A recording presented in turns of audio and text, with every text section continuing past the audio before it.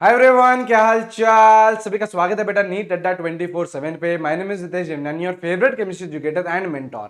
सभी का स्वागत है बेटा सफलता सीरीज में। इस पर्टिकुलर सीरीज में हर चैप्टर को बेटा अपन लोग 15 मिनट में रिवाइज कर रहे हैं और आज बारी है बेटा रेडॉक्स रिएक्शन की। अच्छे से देखिएगा, जिस दिन ये बेटा वीडियोस रिलीज हो रहे हैं उसी दिन सोने से पहले हम लोग को ये वीडियो देखने, प्रोकास्टिनेशन मत करना। ये बेहद इंपॉर्टेंट सीरीज है बेटा। एक बार टीचर से सुन लोगे 15 मिनट में पूरा का पूरा चैप्टर आप लोगों को रिवाइज हो जाएगा। इससे बेहतर डील बेटा आपको कहीं पे भी नहीं मिलेगी। ठीक है, तो चलिए बेटा स्टार्ट करते हैं। उससे पहले आपको ये बता दूं, आप अड्डा के प्लेटफॉर्म पे कोई सा भी बेटा महापैक लेते हो, डिटेल्ड बैच लेते हो, टेस्ट सीरीज, रिवीजन बॉक्स, कुछ भी आप परचेज करते हो तो बेटा स्पार्टन कोड लगा सकते हैं। स्क्रीनशॉट ले लीजिएगा, आपको मैक्सिमम डिस्काउंट भी मिलेगा और साथ साथ में आप मेरी पर्सनलाइज व्हाट्सएप मेंटोरशिप में भी ऐड हो जाओगे और आपकी पूरी साल भर गाइडेंस चलती रहेगी। ठीक है जी, चलिए बेटा स्टार्ट करते हैं हम लोग आज का चैप्टर रेडॉक्स रिएक्शन। सबसे पहला सवाल जो आता है वो ये आता है कि सर रेडॉक्स रिएक्शन होती क्या है। रेडॉक्स रिएक्शन वो होती है जिसमें बेटा ऑक्सीडेशन और रिडक्शन दोनों बेटा साथ साथ होता है। It occur simultaneously. ऑक्सीडेशन क्या है? इलेक्ट्रॉन का लूज होना, removal of hydrogen, addition of oxygen. लेकिन ये लास्ट वाला सबसे इंपॉर्टेंट है, जहां पे ऑक्सीडेशन नंबर इंक्रीज हो उसे अपन लोग क्या बोलते हैं? ऑक्सीडेशन। और रिडक्शन को अपन लोग क्या बोलते हैं? जहां पे ऑक्सीडेशन नंबर क्या होता है? डिक्रीज होता है। अब ये बात होती है सर ऑक्सीडेशन नंबर होता क्या है? ऑक्सीडेशन नंबर बोल दो या ऑक्सीडेशन स्टेट बोल दो। बेसिकली इंडिविजुअल चार्ज कितना प्रेजेंट है, charge present on an atom when all its bond are broken. आप सारे उसके बॉन्ड तोड़ दो, फिर जो इंडिविजुअल चार्ज होता है वो उसका क्या होता है? Oxidation number. ठीक है, it is based on electronegativity. और इलेक्ट्रोनेगेटिविटी में बेटा याद रखो, पूरे पीरियोडिक टेबल में सबसे ज्यादा इलेक्ट्रोनेगेटिव कौन है? हाइड्रोजन, फिर बेटा ऑक्सीजन, फिर नाइट्रोजन। और नाइट्रोजन और क्लोरीन की इलेक्ट्रोनेगेटिविटी ऑलमोस्ट सेम सी होती है। ठीक है, लेफ्ट टू राइट जब आप पीरियोडिक टेबल में जाते हो तो इलेक्ट्रोनेगेटिविटी इंक्रीज करती है, top to bottom electronegativity decrease करती है। ठीक है, हाइड्रोजन की बात करो बेटा, हाइड्रोजन यहां पे देखो, अगर आप नॉन मेटल्स के साथ लगाओगे, तो जो हाइड्रोजन की ऑक्सीडेशन स्टेट आएगी वो कितनी आएगी बेटा? यहाँ पे गलत लिख रखा है, ये कितनी आएगी? +1 आएगी। ठीक है, यहाँ पे हाइड्रोजन की ऑक्सीडेशन स्टेट +1 है। मेटल्स के साथ लगा दोगे, यहाँ पे जैसे देखो सोडियम है तो सोडियम की तो बेटा +1 होगी, हाइड्रोजन की कितनी होगी? -1। तो यहाँ पे देखो -1 आ गया। फ्लोरीन के साथ लगाओगे तो फ्लोरीन में बेटा +1 आ जाएगी। अच्छा, अगर दोनों के दोनों सेम एटम होते हैं, जैसे हाइड्रोजन है H और H, तो यहाँ पे ऑक्सीडेशन स्टेट कितनी आती है? 0 आती है। फ्लोरीन जैसे देखो दोनों सेम एटम है तो ऑक्सीडेशन स्टेट क्या हो गई? 0 है ना। फ्लोरीन बेटा हमेशा -1 में एग्जिस्ट करेगा क्योंकि fluorine is the most electronegative atom, तो इसकी ऑक्सीडेशन स्टेट क्या रहेगी? हमेशा -1 रहेगी। ठीक है, ऑक्सीजन के बारे में देखो, जनरली जो ऑक्सीडेशन स्टेट होती है ऑक्सीजन की वो कौन सी होती है? -2। मतलब मेजॉरिटी केसेस में आप लोग क्या यूज करोगे? -2 ही यूज करोगे। लेकिन जैसे परोक्साइड्स में कभी कभी कितनी आ जाती है? -1 आ जाती है। जैसे बेटा OF2 या फिर O2F2। तो जैसे देखो आपका यहाँ पे मैं ऑक्सीजन की बात करूं तो यहाँ पे तो ऑक्सीजन किसमें है? +2 में, OF2 में, है ना, क्योंकि फ्लोरीन बेटा -1 में होगा। फ्लोरीन बेटा -1 में होगा। ऐसे कितने फ्लोरीन है? 2, तो -2 यहां से आया, उसको बैलेंस करने के लिए +2 ऑक्सीजन पे। यहाँ पे बेटा ऑक्सीजन की कितनी होगी बेटा? +1 होगी। सुपर ऑक्साइड्स होते हैं, जैसे आपका ये KO2 है, वहां पे ऑक्सीजन की कितनी होती है बेटा? -2 होती है। तो ये क्या है आप लोगों का? ये आप लोगों के ऑक्सीडेशन स्टेट है। याद रख, अमलगम, अमलगम में बेटा जो सोडियम है उसमें जो ऑक्सीडेशन स्टेट होती है वो 0 होती है, कोई भी इलेक्ट्रॉन का आदान प्रदान नहीं होता है, सोडियम अपनी नेटिव स्टेट में होता है। अपन लोग बेटा ऑक्सीडेशन नंबर निकालना है तो एक्स वाला मेथड यूज करते हैं। सर एक्स वाला मेथड क्या होता है? जैसे सपोज करो इस केस में अपन को सल्फर की निकालनी है ऑक्सीडेशन स्टेट, है ना। तो हाइड्रोजन है तो 2 × +1 कर दिया, हाइड्रोजन +1 में करेगा जनरली। सल्फर की बेटा एक्स मान ली, ऑक्सीजन मेजॉरिटी केसेस में -2, तो 4 × -2 इज 0। 0 क्यों? क्योंकि ओवरऑल चार्ज तो 0 है, ओवरऑल चार्ज तो 0 है, 0। तो यहाँ पे एक्स कितना आ गया? ऑक्सीडेशन स्टेट कितनी आ गई? +6। ऐसे ही बेटा आपको सपोज करो ये नाइट्रोजन की निकालनी है, सपोज करो ये नाइट्रोजन की निकालनी है तो x मान लो, 3 ऑक्सीजन है तो 3 × -2 इक्वल्स टू -1। -1 क्यों? क्योंकि यहाँ पे -1 चार्ज है तो -1 चार्ज आ गया। ठीक है, ऐसे ही ऑक्सिलेट आयन में निकाल लें। तो ये बेटा x वाला मेथड होता है। ठीक है, अच्छा उसके बाद बेटा कोऑर्डिनेट बॉन्ड, अब ये भी चीज इंपॉर्टेंट आ जाती है। कोऑर्डिनेट बॉन्ड में भी आप लोगों को ऑक्सीडेशन नंबर निकालने की जरूरत पड़ सकती है। इसमें केसेस होते हैं, जैसे सपोज करो इलेक्ट्रोनेगेटिविटी एक्सेप्टर, जैसे देखो ये कोऑर्डिनेट बॉन्ड है, ये कोऑर्डिनेट बॉन्ड है, तो इसमें नाइट्रोजन क्या कर रहा है? अपने लोन पेयर डोनेट कर रहा है ऑक्सीजन को, तो नाइट्रोजन क्या है? डोनर है, दानवीर। ऑक्सीजन क्या है बेटा आपका? एक्सेप्टर है। तो इस केस में जहां पे एक्सेप्टर जो कि है ऑक्सीजन, उसकी इलेक्ट्रोनेगेटिविटी ज्यादा है डोनर से जो कि है नाइट्रोजन, तो इस केस में क्या होता है? एक्सेप्टर पे आ जाती है बेटा एक्सेप्टर पे आ जाती है इलेक्ट्रोनेगेटिव ऑक्सीडेशन स्टेट -2 और इस पे आ जाती है +2। ठीक है, तो ये केस ध्यान रखिएगा। उसके बाद कुछ नहीं, अगेन ये एक्स वाला मेथड है। यहाँ पे बेटा साइनाइड है, साइनाइड है तो बेटा उस पर चार्ज कितना रहता है, -1 रहता है। H2O है, H2O बेटा ओवरऑल चार्ज कितना रहता है, 0 रहता है। ये बेटा ये चीज इंपॉर्टेंट है, this is your brown ring test, this is your brown ring complex, ये आपसे पूछ सकता है, इसमें याद रखिएगा। आयरन पे जो ऑक्सीडेशन स्टेट आती है वो कितनी आती है, +1 आती है। आयरन पे जो ऑक्सीडेशन स्टेट आती है वो कितनी आती है, +1। वाटर पे क्या रहती है बेटा, 0। और यहाँ पे ये जो NO है इस पे कितनी रहती है, +1 रहती है। तो यहां से +1 और यहां से +1 मिलके क्या बनाते हैं, +2। ठीक है, तो ये ब्राउन रिंग टेस्ट है, ये ब्राउन रिंग कॉम्प्लेक्स है, कॉम्प्लेक्स भी याद रखना है और ये भी याद रखना है कि आयरन की ऑक्सीडेशन स्टेट क्या है, यहाँ पे कितनी है, +1 है। ठीक है, अच्छा अब यहां पे देखिए, अब ये एक फंडा आता है कि यार मिनिमम और मैक्सिमम ऑक्सीडेशन स्टेट है ना, मिनिमम और मैक्सिमम ऑक्सीडेशन स्टेट। ठीक है, यहां पे देखिए बेटा, है ना, अगर ग्रुप 14 है मतलब कार्बन फैमिली, उसकी मिनिमम ऑक्सीडेशन स्टेट कितनी होती है, -4, मैक्सिमम कितनी, +4। ग्रुप 15 है, minimum oxidation state -3, maximum oxidation state +5। Group 16 है oxygen family, minimum oxidation state -2, maximum oxidation state +6। और अगर ग्रुप 17 है हेलोजन्स तो ये -1 +7। बेसिकली यहां से क्या होता है, हमें रेंज पता चल जाती है। जैसे सपोज करो ग्रुप 16 है, ऑक्सीजन है, सल्फर है, तो इनकी रेंज क्या है, -2 से +6। तो कभी भी जैसे सल्फर है ग्रुप 16 का है, वो +7 +8 उसमें एग्जिस्ट नहीं करेगा। क्यों, क्योंकि मैक्सिमम ही बेटा वो +6 तक जा सकता है ना। तो इससे अपन को क्या पता चलता है, एक रेंज पता चल जाती है। ठीक है, उसके बाद बेटा कैरोज एसिड है, मार्शल एसिड है, यहाँ पे देखो सल्फर है, यहाँ पे देखो सल्फर है, इनके फॉर्मूले आपको पता होना चाहिए। और इनमें जो ऑक्सीडेशन स्टेट है वो कितनी है बेटा, +6, किसकी, सल्फर की। ये बेटा CrO5 बेटा तितली जैसा स्ट्रक्चर रहता है, तितली जैसा स्ट्रक्चर रहता है, ये स्ट्रक्चर भी आप लोगों को आना चाहिए। CrO5 का कुछ इस तरीके का स्ट्रक्चर रहता है। यहाँ पे अगर आप क्रोमियम के ऑक्सीडेशन स्टेट पूछो तो क्रोमियम के ऑक्सीडेशन स्टेट +6 आती है। ठीक है, K3CrO8 है ना, केकड़े जैसा स्ट्रक्चर होता है बेटा इसका, है ना, इसमें क्रोमियम की जो ऑक्सीडेशन स्टेट कितनी आती है, +5 आती है। ठीक है, अब आ जाओ oxidising and reducing agent. Reducing agent कौन है, जिसका खुद का ऑक्सीडेशन हो। रिड्यूसिंग एजेंट वो है विच इटसेल्फ अंडरगोज ऑक्सीडेशन।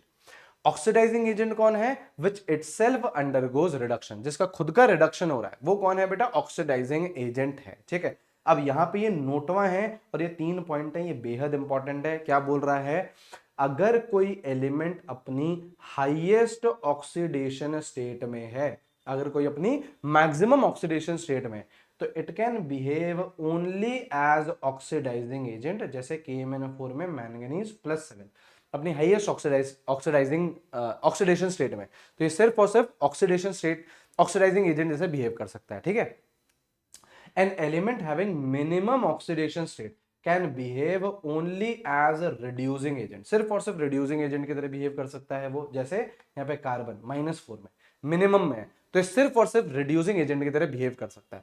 और अगर ऐसा एलिमेंट जिसके पास इंटरमीडिएट ऑक्सीडेशन स्टेट है, बीच का ऑक्सीडेशन स्टेट है, ना ही मिनिमम है ना ही मैक्सिमम है, can act as both oxidising and reducing agent. जैसे बेटा HNO2 में नाइट्रोजन के पास है +3, तो नाइट्रोजन की मिनिमम कितनी होती है, -3, मैक्सिमम कितनी होती है, +5, तो बीच में है, तो दोनों की तरह एक्ट कर सकता है। ठीक है, आगे बढ़ेंगे। अच्छा यहाँ पे देखो बेटा, ये दे रखे NCERT में भी स्ट्रक्चर देखे, कार्बन सब ऑक्साइड के, ट्राई ब्रोमो ऑक्टाऑक्साइड का, ये तो बेटा PYQ में भी आ चुका है, ये स्ट्रक्चर भी आपको याद होने चाहिए। और एक और बात सुनो, यहाँ पे इंडिविजुअल एटम पे क्या चार्ज है, इंडिविजुअल कार्बन पे +2 है, 0 है और +2 है। लेकिन अगर आप एवरेज ऑक्सीडेशन स्टेट बोलो, ये देखो फ्रैक्शन में आ रहा है, फ्रैक्शन में ऑक्सीडेशन स्टेट आ रही है, तो हमेशा वो क्या होगी, एवरेज होगी, ये याद रखिएगा। ठीक है, जैसे यहाँ पे देखो एवरेज ऑक्सीडेशन स्टेट कितनी है बेटा, +16/3, लेकिन अगर इंडिविजुअल ब्रोमीन पे निकालो तो वो आएगी बेटा +6 +4 +6। तो इंडिविजुअल एटम पे कभी भी फ्रैक्शन नहीं आ सकता है, फ्रैक्शन आ रहा है इसका मतलब वो क्या है, एवरेज है। ठीक है, उसके बाद बेटा एन फैक्टर है, यहाँ पे देखिए बेटा एसिड्स के लिए एन फैक्टर कितना है, जितने वो H+ आयन दे रहा है। तो देखो HCl में 1 H+ तो 1 एन फैक्टर, H2SO4 में 2, HNO3 में 1। अब यहाँ देखिए बेटा, अब यहाँ देखिए n factor for same substance can vary depending on reaction. जैसे अगर मैं इसकी बात करूँ तो यहाँ पे देखो, आपको फॉस्फोरस के भी पता होने चाहिए, H3PO4 H3PO3 H3PO2। यहाँ पे एन फैक्टर याद रखिएगा, इनकी एन फैक्टर 3, इसका एन फैक्टर 2, इसका एन फैक्टर 1। तो ऐसा नहीं है कि जितने हाइड्रोजन दिख रहे हैं उतना ही एन फैक्टर हो भी सकता है और नहीं भी हो सकता। यहाँ पे 3 हाइड्रोजन है लेकिन एन फैक्टर कितना है, 2 है, ठीक है। और एन फैक्टर सेम सब्सटेंस का, जैसे सेम सब्सटेंस यहाँ पे कौन है बेटा, H3PO4, H3PO4, H3PO4, कितने H प्लस रिलीज कर रहा है, या फिर इसको ऐसे भी दे सकते हो कितने H2O बना रहा है। यहाँ पे देखो कितने मोल बने H2O के, 1, तो एन फैक्टर कितना, 1। यहाँ पे कितने बने, 2, तो यहाँ पे एन फैक्टर कितना, 2। यहाँ पे कितने बने, 3, तो यहाँ पे एन फैक्टर कितना, 3, ठीक है। अच्छा यहाँ पे आ जाओ, बेस। बेस क्या होता है, n factor is number of OH minus ion given, कितने OH माइनस आयन दे रहा है, NaOH का 1, यहाँ पे देखो कैल्शियम हाइड्रोक्साइड तो 2, एल्यूमिनियम हाइड्रोक्साइड तो 3, ठीक है। सॉल्ट का कैसे बताते हैं, n factor is a total positive charge या टोटल नेगेटिव चार्ज। जितना भी आपका टोटल पॉजिटिव चार्ज है, टोटल नेगेटिव चार्ज है, वो बता दो, वो उसका एन फैक्टर हो जाएगा। जैसे यहाँ पे देखो बेटा K2SO4 Al2SO4 होल थ्राइस है ना, .24H2O, इसमें पानी का काउंट मत करना, आप एन फैक्टर निकालोगे 8 आएगा, क्योंकि टोटल पॉजिटिव चार्ज भी 8 है, टोटल नेगेटिव चार्ज भी 8 है, ठीक है। चार्ज, जितना चार्ज है वो बता दो, +1 चार्ज है तो 1 हो गया, +3 चार्ज है तो एन फैक्टर 3 हो गया, 2 माइनस चार्ज है तो एन फैक्टर कितना हो गया, 2 हो गया। एलिमेंट है तो बेटा उसकी आप वैलेंसी बता दीजिए, सोडियम की वैलेंसी 1 है, मैग्नीशियम की 2 है, एल्यूमिनियम की 3 है, ऑक्सीजन की 2 है, तो ये इसका क्या हो गया, एन फैक्टर हो गया, ठीक है।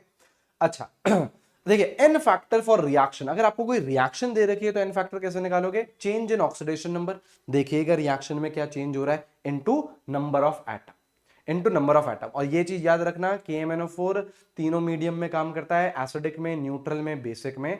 तो एसिडिक में उसका एन फैक्टर कितना होता है, +5, न्यूट्रल में 3, बेसिक में 1। और ये भी याद रखना कि यहाँ पे देखो KMnO4 मैंगनीज इसमें +7 में, एसिडिक मीडियम में वो जाता है बेटा +2 में, न्यूट्रल मीडियम में वो जाता है बेटा +4 में, और बेसिक मीडियम में वो जाता है बेटा +6 में, ठीक है, ठीक है, ठीक है। उसके बाद ये कुछ एग्जांपल है। डिस्प्रोपोर्शनेशन रिएक्शन क्या होती है, जब सेम एलिमेंट का ऑक्सीडेशन भी हो और रिडक्शन भी हो एक साथ, तो हम उसे बोलते हैं डिस्प्रोपोर्शनेशन रिएक्शन। यहां पे ये देखो 2 रिएक्शन बता रखी हैं, chlorine NaOH cold and dilute है, तो ये जा रहा है बेटा NaCl और NaClO। और क्लोरीन अगर NaOH हॉट एंड कॉन्सेंट्रेटेड है तो ये जाता है बेटा NaCl और NaClO3। याद रखिएगा इन दोनों के एन फैक्टर भी दे रखे हैं। और यहां पे देखो क्या बोल रहा है, देखो ये क्लोरीन है, क्लोरीन 0 से गया -1, तो ये क्या हो गया, रिडक्शन। यहाँ पे 0 से गया +1, क्या हो गया, ऑक्सीडेशन। तो सेम एलिमेंट का ऑक्सीडेशन, सेम एलिमेंट का रिडक्शन, इसी को अपन क्या बोलते हैं, डिस्प्रोपोर्शनेशन। याद रखना कंडीशंस, कोल्ड एंड डाइल्यूट में प्रोडक्ट अलग है, हॉट एंड कॉन्सेंट्रेटेड में प्रोडक्ट अलग है। फ्लोरीन डिस्प्रोपोर्शनेशन शो नहीं करता, क्लोरीन भी करता है, ब्रोमीन भी करता है, आयोडीन भी करता है, फ्लोरीन नहीं करता है, ठीक है। इक्विवेलेंट वेट निकालने का फॉर्मूला क्या होता है, molar mass upon n factor. Molar mass हमें आता है ना, मोल कॉन्सेप्ट से आता है, एन फैक्टर अभी हमने सीख लिया, ठीक है। और ये कुछ ट्रिक दे रखी हैं, ये ट्रिक भी अपन देख के निकाल सकते हैं, हालांकि इस फॉर्मूले से भी काम हो जाता है। आपको अगर ये फॉर्मूला आता है तो इस फॉर्मूले से भी आपका काम हो जाएगा इक्विवेलेंट वेट का, ठीक है। चलिए, है ना, नॉर्मेलिटी कैसे निकालते हैं, number of gram equivalent upon volume of solution in litre.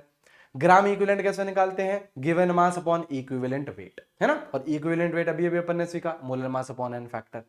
हालांकि अगर आपको ये 2 फॉर्मूले अगर आते हैं, ये 2 रिलेशन आपको पता है, तो आपकी चीजें बहुत ज्यादा इजी हो जाती है। क्या रिलेशन है सर, क्या रिलेशन है, देखो normality is molarity into n factor और gram equivalent is moles into n factor. ये 2 रिलेशन है, ये 2 रिलेशन आता है तो आपको चीजें बहुत आसान हो जाती है, ठीक है। यहां देखो लॉ ऑफ केमिकल इक्विवेलेंस, सबसे पहली बात, ये लॉ आप लोग उस इक्वेशन पे भी लगा सकते हो जो बैलेंस नहीं है, अनबैलेंस्ड इक्वेशन में भी लगा सकते हो। ये लॉ बोलता क्या है, जितने भी रिएक्टेंट हो, जितने भी प्रोडक्ट हो, सबके आप ग्राम इक्विवेलेंट बराबर कर सकते हो। मतलब यहां पे देखो A B reacts to give C and D, तो ग्राम इक्विवेलेंट ए का बराबर होगा ग्राम इक्विवेलेंट बी के, बराबर होगा ग्राम इक्विवेलेंट सी के, बराबर होगा ग्राम इक्विवेलेंट डी के। तो मतलब 1000 रिएक्टेंट है, 1000 प्रोडक्ट है, सबके ग्राम इक्विवेलेंट क्या होंगे बेटा, बराबर होंगे, सबके ग्राम इक्विवेलेंट क्या होंगे, बराबर होंगे, ठीक है। ये लॉ काम कहां आता है बेटा, ये लॉ काम आता है बेटा टाइट्रेशन में, जिसमें अपन क्या करते हैं बेटा, ग्राम इक्विवेलेंट अननोन और नोन के बराबर कर देते हैं, ठीक है। और ये 2 इक्वेशंस निकल के आती हैं। ग्राम इक्विवेलेंट निकालने के 3 फॉर्मूलेज होते हैं, मेजरली आपको 2 काम आएंगे। एक तो N1V1 equal to N2V2, normality और वॉल्यूम को मल्टीप्लाई कर दो तो ग्राम इक्विवेलेंट आ जाते हैं, बराबर कर दिया अपन ने।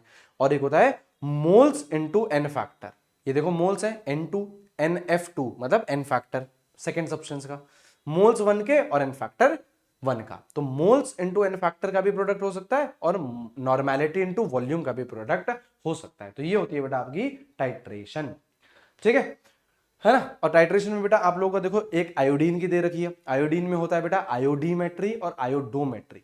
Indicator is starch solution, NCERT में दे रखा है। आयोडीमेट्री जहां पे ये एक एक्स्ट्रा आई आ रहा है, जहां पे एक एक्स्ट्रा आई आ रहा है, तो यहां पे क्या लिखा है, डायरेक्टली आयोडीन इज यूज्ड, ये रहा। और जहां पे आयोडोमेट्री है तो वहां पे directly iodine is not used, ठीक है। इसके अलावा बेटा आप लोग की KMnO4 की टाइट्रेशन भी होती है, याद रखिएगा बेटा KMnO4 ये रहा, एसिडिक मीडियम में जाता है +2, न्यूट्रल में +4, बेसिक में +6, ये मैंने बता दिया। एन फैक्टर आपको याद होने चाहिए, है ना। एसिडिक में कितना रहता है, लिख दें, एसिडिक में कितना रहता है 5, न्यूट्रल में 3, बेसिक में 1, ठीक है। और n factor KMnO4 is a self indicator, इसको किसी और अलग से इंडिकेटर की जरूरत नहीं पड़ती है, ये पिंक से खुद कलरलेस में कन्वर्ट हो जाता है, ठीक है। K2Cr2O7 टाइट्रेशन, इसका भी एन फैक्टर ले लीजिए बेटा, इसका एन फैक्टर फिक्स्ड है, इट इज 6।